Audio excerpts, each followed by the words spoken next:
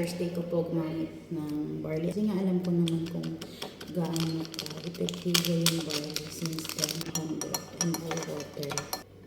Ayan. Ice.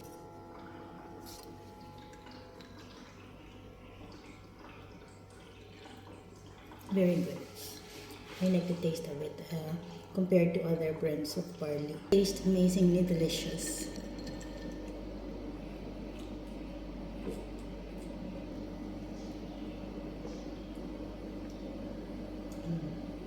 Sarap po talaga siya.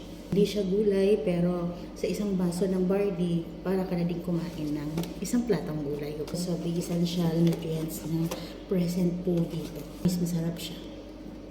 Huwag niyo isipin yung presyo, isipin niyo yung health benefits na nakukuha ng katawan niyo sa pag-inom ng mga ganitong klaseng pagkain, inumin.